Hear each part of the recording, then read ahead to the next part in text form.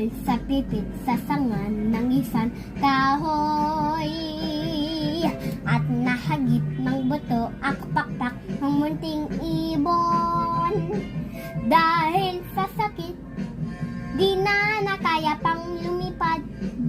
At ang nangyari ay nahulog, ngunit parang taong bumigas. Mamang kay Lupit, ang puso mo'y di nahahabag. Pagpunanaw ang buhay ko, may isang pipit na iiyak.